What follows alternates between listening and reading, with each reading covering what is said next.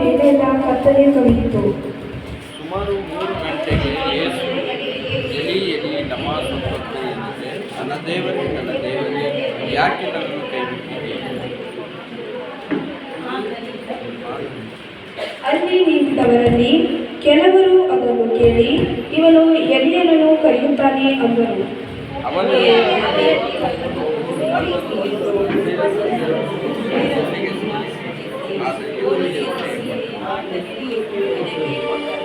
ಮಿಕ್ಕದವರು, ಬಿಡು, ಎಲಿಯನು ಬಂದು ಅವನನ್ನು ರಕ್ಷಿಸುವನೋ ನೋಡೋಣ ಅಂದರು. ಆಗ ಇಗೋ, ದೇವಾಲಯದ ತೆರೆಯು ಮೇಲಿಂದ ಕೆಳಗಿನವರೆಗೂ ಹರಿದು 2 ಭಾಗವಾಯಿತು.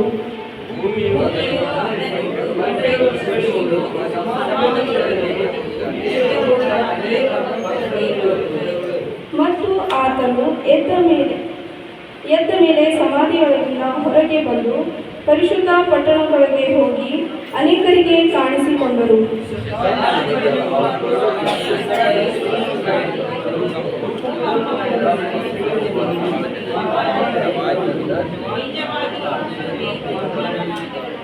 ಇದಲ್ಲದೆ ಅನೇಕ ಸ್ತ್ರೀಯರು ಅಲ್ಲಿ ಇದ್ದು ದೂರದಿಂದ ನೋಡುತ್ತಿದ್ದರು.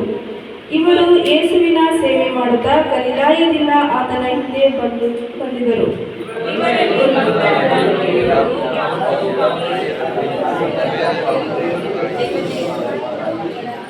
ಸಂಜೆಯಾದಾಗ ಅರಿಮಥಾಯನಾದ ಯೋಸೇಫನೆಂಬ ಒಬ್ಬ ಧನವಂತನು ಬಂದನು. ಇವನು ಸಹ ಯೇಸುವಿನ ಶಿಷ್ಯನಾಗಿದ್ದನು.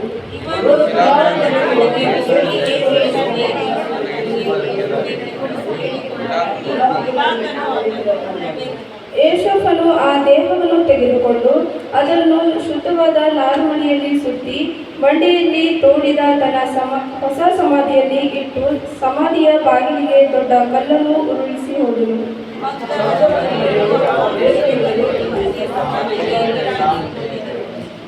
ಮರುದಿನ, ಅಂದರೆ ಸ್ಮರಣೀಯ ದಿನ ಕಳೆದ ಮೇಲೆ, ಮಹಾಯಾಜಕರು ಫರಿಸಾಯರು ಪಿಲಾತನ ಬಳಿಗೆ ಕೂಡಿ ಬಂದು,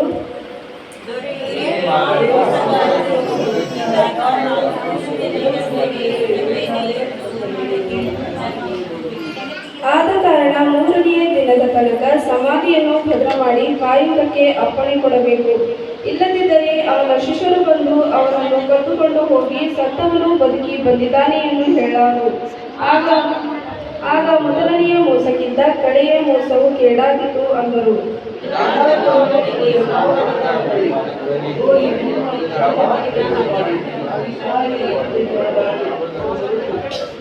ಕಡೆ ವಚನ ಎಲ್ಲರೂ ಒಟ್ಟಾಗಿ ಓದಿಕೊಳ್ಳೋಣ. ಅವರು ಕಾವಲುಗಾರರೊಂದಿಗೆ ಆ ಕಲ್ಲಿಗೆ ಮುದ್ರೆ ಹಾಕಿ ಸಮಾಧಿಯನ್ನು ಭದ್ರ ಮಾಡಿದರು.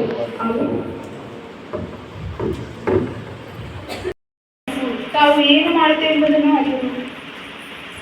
ಈ ಮಾತನ್ನು ಬ್ರದರ್ ರಾಜ್ಕುಮಾರ್ ಡೋನಾಪುರ ಅವರು ಹೇಳುವರು.